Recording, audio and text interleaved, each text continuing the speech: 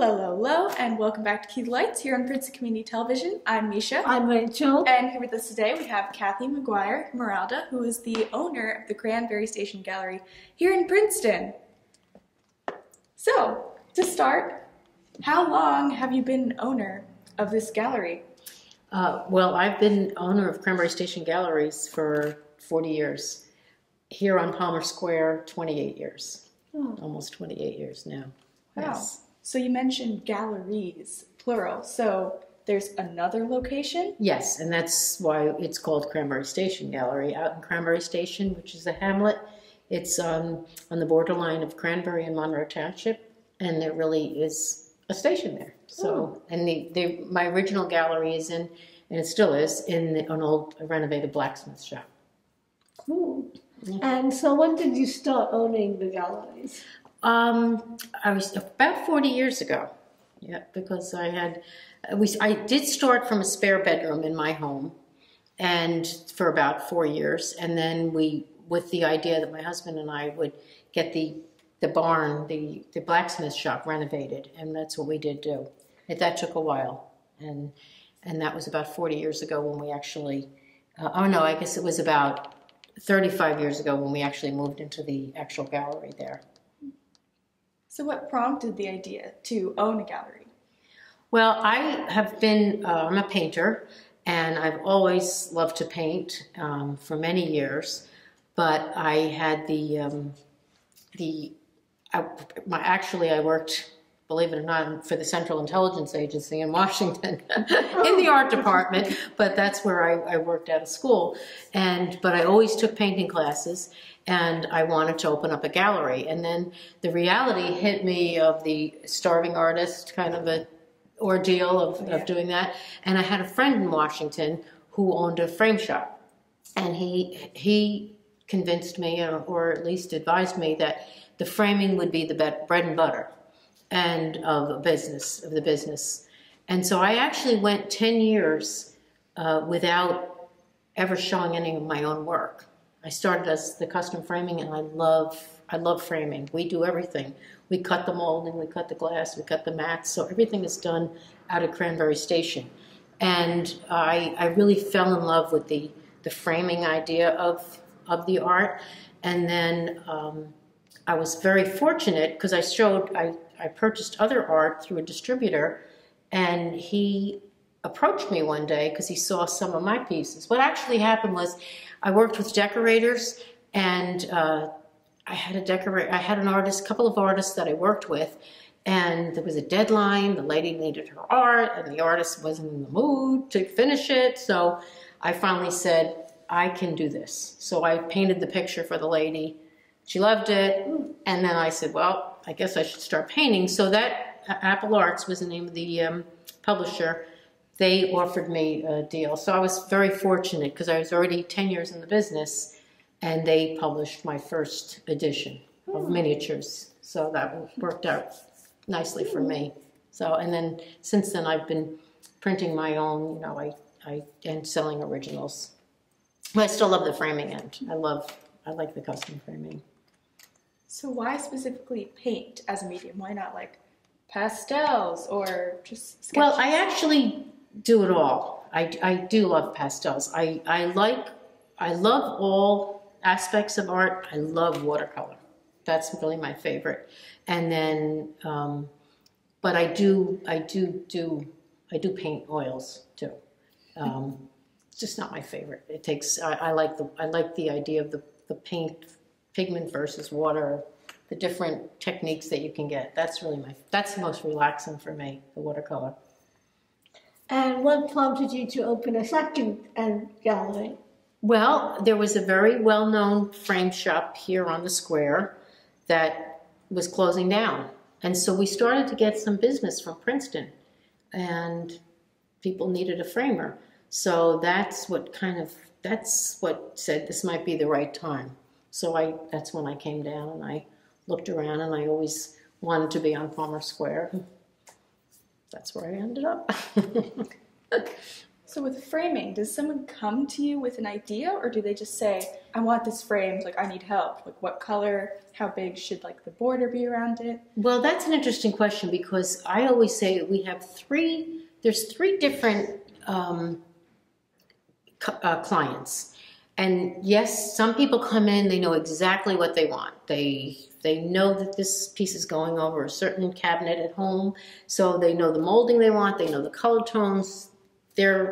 So you just have to, guide them and show them different options of their idea. The other person is someone who comes in and they want to have input into it, but they're just not sure. They don't want to make a mistake, and I try to tell them that there really are some mistakes you can make, but I'll do whatever anybody asks. But I try to guide them with the best what I think goes with the artwork. And then there are other people, especially here in town, who just come in on their lunch hour, throw it on the counter, and they say, call me when you have some ideas, because they don't even want to be involved in it. I've had a relationship with them long enough where they trust me, and I come up with a few different options for them. But when they come in, they say, oh, this one, but they don't really, they don't want to be involved in it at all, or as little as possible, I would say. So I always say there's three different types of clients that I like to work with. So what are like your primary tasks as a gallery owner? Well, I wish I could say that it's just wonderfully painting and then picking out beautiful colors, but it's a business. So you have to make sure that your taxes are in order. That's why a lot of times people will ask me to go to the schools and talk to young people in the art department. First thing my feeling is, be a waitress first before you want to open up your business, because if you can't deal with customers, I always felt like a waitress was the perfect job to open up any kind of business, because you have to do a good job, you have to have a good product, the restaurant has to be good, and you have to be pleasant and respectful no matter whatever the situation is. You have to learn to be respectful of your client that you're waiting on. And I always feel like that's, and people kind of think that, what does waitressing have to do with framing? But I think it holds true with any business. And if you can do that, and if you can take abuse from customers sometimes, which we never, I have to say, we have wonderful customers. We don't really get into that. But you have to be prepared for mistakes, and people. I just had a situation just recently where the lady picked out everything. She loved it. She loved it when she picked it up, but when she got it home, there was just something she didn't like about it. So she brought it back in, and we came up with a different mat for her. So it's a tough decision. That doesn't happen often, but sometimes it happens. So you can't get annoyed with the person. It's it's not an inexpensive product, and they want it the way they want it. They want it customized. And I love to do that, because the art always looks nicer once it's got the right framing on it and preserved. And here the emphasis is on conservation framing. So everything we do is acid-free tapes, and this way, to me, if you're going to spend the money on having something framed, whether it's a very expensive print or an original, or it's your child's piece of art, you want it to last. You don't want to be framing it every few years. So that's what I look at it. Earlier, you mentioned that there are some mistakes that you could fall into when framing. So what would that be?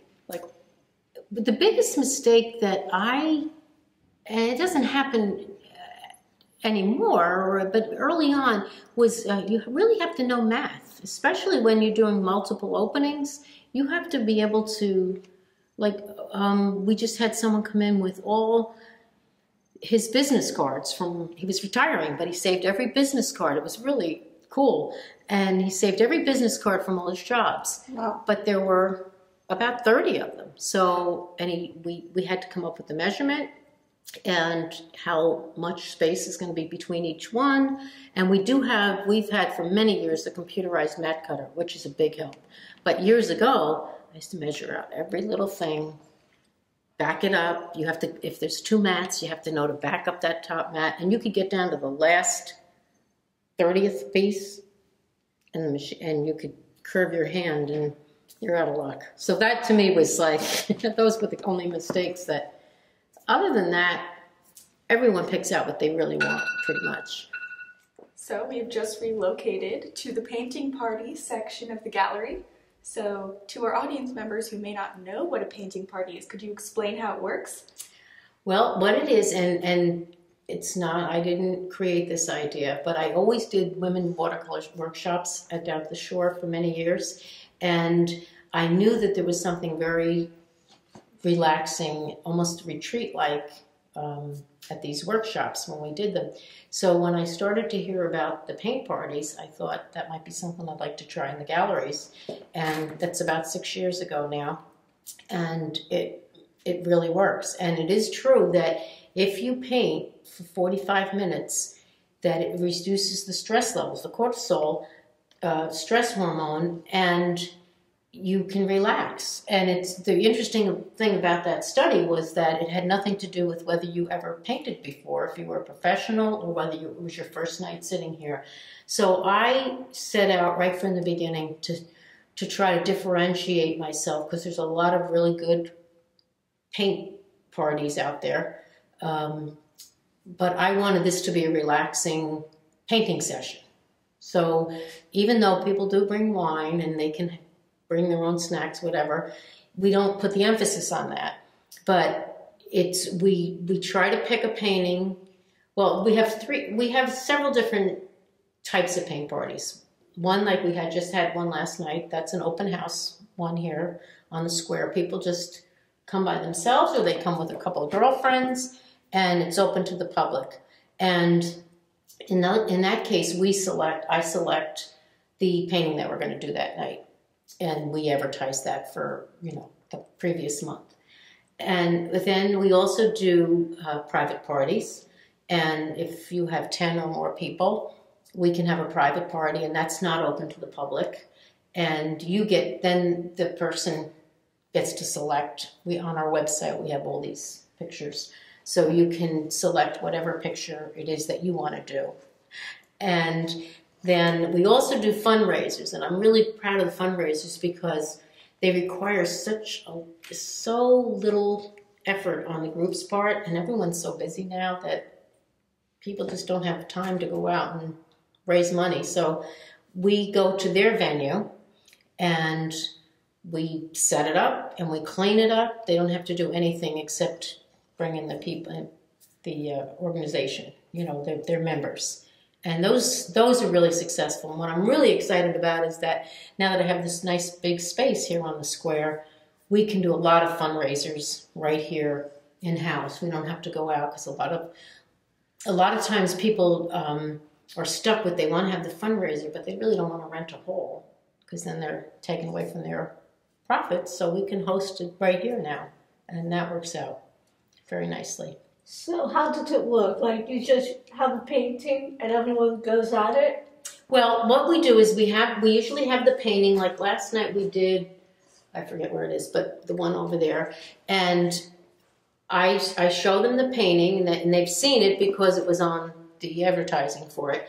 And then step by step, I start all over, and we paint it step by step, and they always come out nice. I have to say, I like to compare it to cooking. I'm not a great cook, but if someone stands next to me and says, all right, a half a teaspoon of this, stir it 3 times, cup of this, I can make a pretty decent meal. So I try to approach it the same way, that it's really a painting lesson. So I show them little tricks. Like last night when we did the white birches, I showed them how to use a little card rather than the paintbrush to make the streaks in the branches, and they loved it. So we have people that come to every paint party. We have one lady that was here last night. It was her 30th paint party with me, and she just uses it as a paint class. painting lesson. And of course, we have the frames, so the frames are optional, but a lot of them frame it right there that night of the paint party. So it's nice. They go home with a gift for someone, for themselves. So they're fun. Is there a science to picking what painting you can do for a paint party? Well, there kind of is, because my goal is to make it a pleasing painting that you'd be proud to give to someone. And people always laugh when I first say that, oh, I'm not giving this to anyone. But they do. A lot of people give them to their grandchildren or to their parents or to anyone. So I want it to be a pleasing picture. I don't want it to be a goofy picture that you wouldn't be proud to put on your wall. The next thing has to be that we have to be able to do this, create this picture and complete it in 2 hours. So it has to be pleasing, but not so complicated that they're going to get frustrated, because it's not, the idea is it's supposed to be stressless. So it's supposed to be a nice, relaxing evening. So I don't want to make it too difficult. And we will take in pictures, like people will send me a picture and say, can we do this? And I'll be honest with them right from the get-go. You're gonna get too many people frustrated with that building in the back or whatever it is, but I can come up with a version of that to simplify it so that we can complete it and it's a beautiful piece that they're proud to hang in their home. And what is like the age range for the party? Well, we do children's parties. We have a lot of children's parties. We can either do those in the client's home or in the galleries. And we've done 4-year-olds. So, in fact, the one that you were looking at with the rain, the little girl with the umbrella, we did that for 6-year-olds. And they come out, and they come out beautiful. They really are so cute.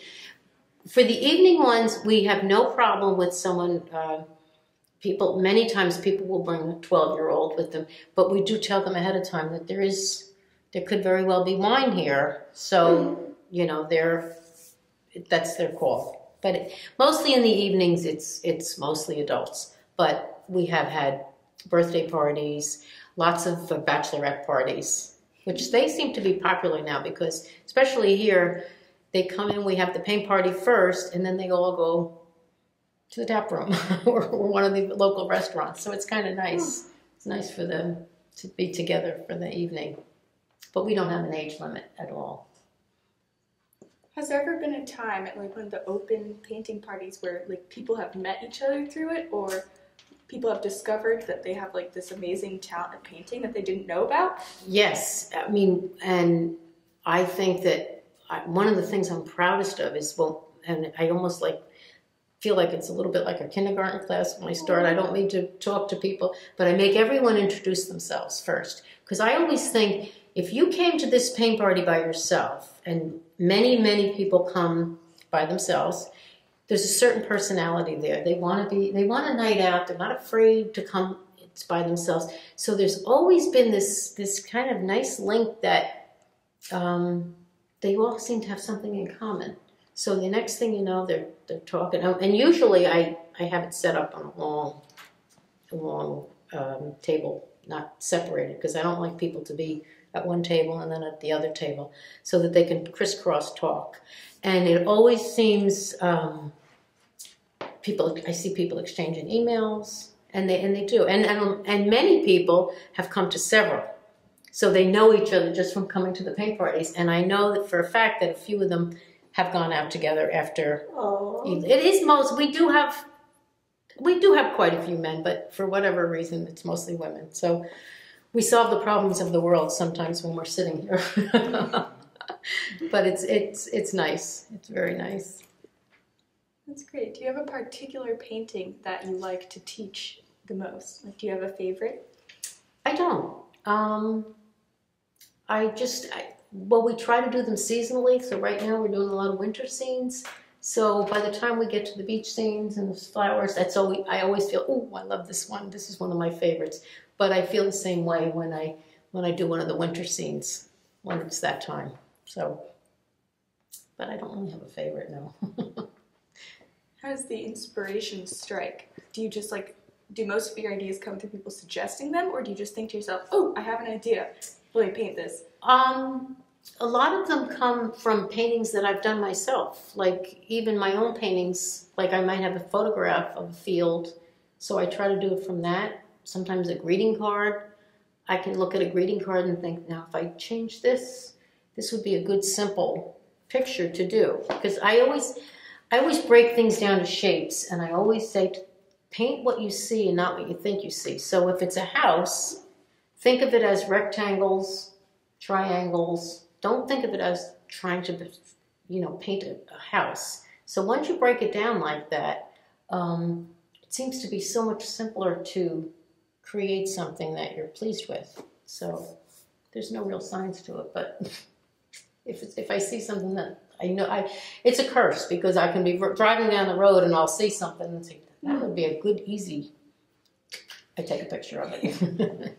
Do you provide the supplies, or do people just come in with their supplies? We provide everything. We provide the canvases, the paints, the aprons, smocks that you have. So you just come in. If you want to bring your own snacks, you bring them. But we do have snacks. We usually have chips and water and things like that. But no, everything is complete. You just have to walk in the door. It's the same way with the fundraisers. They just have to give us the tables. We bring the tablecloths. We clean it up. But once in a while, I have had, at some of the larger events, I see people that bring their own paintbrushes just because they're used to those and they're favorites. But they tend to go back to the brushes that we give them only for that particular picture. So, because I have different brushes for different pieces. So, but no, we supply everything. So we've moved to the section with all the different kinds of frames, and there's also some mats over here. So people can just come in and like pick out a frame that they like. Yes. And the matting. Is anybody ever like overwhelmed by the amount of fabulous choices? Well, it can be overwhelming, but usually we're able to narrow it down pretty quickly based on I listen to what the client is looking for, but mainly I focus on the colors that are in the art. And I always feel like if I can lay the matting and the frame close to the art and it pulls your eye in, then we know we're on the right track. So we can narrow it down, say maybe to gold. And then at that point, we know that we don't want black, we don't want any of those colors over there, but we can decide whether we want to make it more contemporary, more traditional. I always ask them, do you know where this is going to hang? But the bottom line is that you should frame your art to the art, not necessarily to the room, because if it's framed to the art, it can go in any room. It can go in any room in your house. And if someone says, oh, but I really don't like gold, and the picture has a ton of gold in it, then they may not even like the way that picture looks in a particular room. So I try to guide them with that, but I'm not as concerned with where they're going to hang it, unless they are, as to what's going to be the least distracting, the most enhancing to the art. And what about the molding? How do you choose that? Well, that's what we do, and we cut everything ourselves. So this is all purchased, and we have lengths and lengths of it back in our other gallery. And that's how, really, that's how we decide what looks best with their art. We had a lovely lady in here today who had a little oil painting, a tiny little oil painting, and it looked good with everything on it. But her granddaughter had painted it for her, and her granddaughter was very contemporary, she said. So she really wanted me to come up with something that was pleasing to her. She tended to lean towards the more traditional, but she wanted to really impress her granddaughter with it too, because she was the artist. So we came up with a happy medium. So it looked clean, straight lines, but it had a little bit of a beading in it, so that she was pleased with it too, because it was going to hang in her house. But her granddaughter was coming next week, so that was nice. So what about the border that goes around the picture before the actual frame? How do you decide how big that border is going to be, or how many layers it's going to have? Well, it's the most important thing to remember is that the real purpose of matting, and why matting even came to be, is that you don't want your glass touching your artwork. So that even though the matting has become decorative over the years, the real purpose of matting was to keep your art separated from the glass, because the glass will ruin your artwork if it sticks, especially photography. We just had someone come in and ask, but it was stuck. It was in a frame, and there was really nothing you can do. So the matting, again, I tend to keep very conservative on the outer mat, and then whatever color they want on the inside, we only show a little bit of it. But the perfect, depending on the size of the picture, but really 2 mats will give it airspace between the glass and the artwork. 3 mats sometimes just becomes fun, and it can really, like you were saying about the other picture, it can really become a nice enhancement for the picture, but it's not for every picture. So again, I tend to go with a more conservative outer mat. That's some kind of a color, and there's 1,000 shades of white, so you really have to look for the right one for that picture, and then they can highlight whatever they want on the inside. I tend to find that if you use a color on the outside, it closes in the artwork, and it makes it look cramped. So the museum standards are, according to the Professional Picture Framers Association, is 3 inches. 3, and there's always a 1/4 of an inch. I don't know if you notice it, but there's always a 1/4 of an inch more on the bottom. So if we do a 3-inch mat, it's 3, 3, 3 on the sides, 3 1/4 on the bottom. And that's because the tilt on the wall creates an optical illusion, and that will look, it looks even, they look even, but they're not. The bottom mat is a 1/4 of an inch larger than the sides. Now there is a trend to go with big mats, and we make them as large as as people want, but you don't want to overwhelm the art. And we have some pictures that you can see that they're tiny little miniatures, and sometimes they look really cool with big mats and a big frame, but it's not for every picture.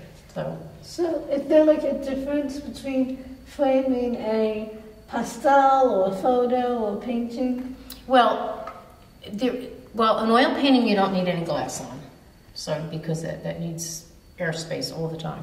Pastels, absolutely, and I don't recommend acrylic on pastels because it can act like a magnet if it's not sprayed, and your pastel can stick to the acrylic.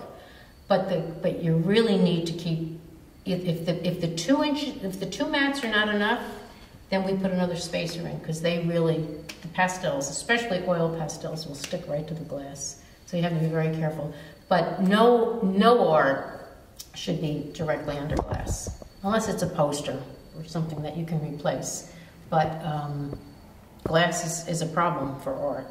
And so we really recommend at least 2 mats. Sometimes people don't want that inner color, so we go with the same mat twice. So from the distance, it looks like it's just 1 mat, but it's really 2 mats, so it's protected that way. And the important thing if anyone goes, what you want to ask your framer is, are these conservation mats? And that means they're acid-free. And you'll see sometimes if you take a picture apart, you'll see a yellow. We just reframed a lady's needlework, and it was really nice because her mother had made it for her when she was little, and it hung in her room, and now she's going to hang it in her soon-to-be daughter's room. And but she wanted to update the framing, and when we took it apart, it was all yellow around there because acid will burn right through it. Fabric, art, anything. So you want to make sure. And then the other question you always want to ask is the backing as conservation, because you want the foam core. We only use acid-free conservation matting, because I've had to reframe things, and the mats on the front were acid-free, but then they had cardboard on the back, and it's just loaded with acid, and it will burn. It'll ruin your art, especially if it's. And like I said before, if you're going to pay for custom framing, you don't want to be doing it every month, every few years, because you want something different. So that's what. What's conservation? Well, conservation means that because it is pure, and it's all, there's no acid in the cardboard, because cardboard comes from trees, and wood has acid in it. It will preserve your art for many, many years, and it will not do any of that burn to your paper. Wow. I certainly learned a lot of stuff about framing and all the stuff and thought that goes into it, and all about your gallery. So I just like to thank you so much for taking time out of your day to, show us this wonderful gallery. Thank you so much. Thank you. Anything you want to tell our viewers before we go? Like, your phone number or where to contact you? Well, I'm here on Palmer Square, proud to be on Palmer Square, and I just want to say what a good, thank the viewers, because, most of the people that I work with here are from Princeton, and it's just the best place to do business. I know there's some challenges every now and then here in town, but it's the best. I think it's the best place to ever have a business.